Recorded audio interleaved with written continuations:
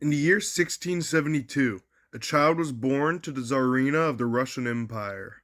He was not first in line for the throne, for his older brother, Fyodor, took that title. But little did the Tsarina know, as she named her son after the apostle, Peter, that this child will be destined for greatness. However, I will not be covering the events that made Peter great today, but instead I will take you on an adventure into just how much of a party animal this man really was. While Fyodor became Tsar Fyodor III in 1676 after the death of their father Alexei, he was a sickly man and died 6 years later in 1682 when 10-year-old Peter the Great became Tsar. However, Peter's sister Sophia was to be his regent. Sophia led a revolt of Russia's elite military corps, the Streltsy, and established a joint tsardom, with Peter and his half-brother being puppets while Sophia pulled the strings. In 1689, Peter, now 17 and 6 feet 8 inches tall, decided to overthrow his half-sister, but he didn't truly gain power until 1694, when his mother died. Peter, now 22, co-ruled with Ivan, but Peter held the true power. And it didn't matter much because Ivan died 2 years later, giving Peter absolute power, and you better believe it was going to go to his head.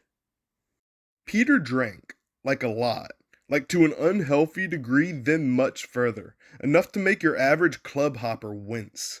The ambassador from Hanover, Friedrich Weber, described one weekend, stating that after a grueling 2 days at sea, the Tsar Peter invited the men to dinner, where they drank so much that they couldn't stand. Peter then made them drink so much they had to be carried to bed for dessert. The ambassador went on to say that Peter had gotten him and his company so drunk that they even forgot how they got home to Hanover. In 1697, the Tsar Peter embarked on what is known as the Great Embassy with the goal of strengthening his Holy League against the Ottoman Empire to the south. He arrived in England on January 11th of 1698. His entourage included 4 chamberlains, 3 interpreters, 2 clocksmiths, a cook, a priest, 6 trumpeters, 70 soldiers, and a monkey. Peter met with King William of England and the Netherlands multiple times. William ordered a yacht built for Peter, which was labeled the Royal Transport. The yacht's designer, Peregrine Osborne, later Duke of Leeds, also became a drinking buddy to the Tsar, who was happy to find an Englishman who could hold down as much alcohol as him. The pub the two men frequented changed its name to the Tsar of Muscovy, and even though it doesn't exist today, the street the pub was on is still called Muscovy Street. See, Peter was the type of guy who would wake up every morning, eat a pickle, take a shot of vodka, then go about his day. Prussian Baron de Blomberg remarked that the Russian envoy seemed like a bunch of baptized bears, and stated he had never seen such hard drinkers before. However, the embassy wasn't just an excuse for Peter to party his way across Europe.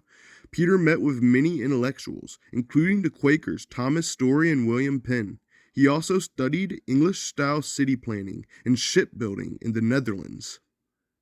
Along with Peter's studies, he also worked to re-establish diplomacy and trade relations between Russia and England, which was cut off by Peter's father, Alexei, upon the execution of English King Charles I in 1649 during the English Civil War. Peter and his entourage trashed nearly every house they stayed in. He trashed the house of one John Evelyn so bad that the floors, stoves, doors, and paint had to be redone. New curtains, kilts, and bedsheets had to be bought. All 50 chairs in the house had been destroyed. 300 window panes were broken, and the entire garden was ruined. Peter paid £305 for the whole affair. In April of 1698, Peter left England, making a brief stop in Austria to attempt to renew the Russo-Austrian alliance against the Ottomans. However, this proved fruitless, and news of rising rebellion prompted Peter to make a speedy return to Moscow. The Grand Embassy gave Peter an infatuation with Europe, and upon returning and putting down the rebellion, violently I might add, Peter decided he wanted to modernize and westernize Russia. Therefore, he issued a series of reforms, making beards illegal upon penalty of fines, and prompting the boyars, or nobles, to wear more European-style clothes. However, Peter's true legacy and why he is known as the Great is yet to come.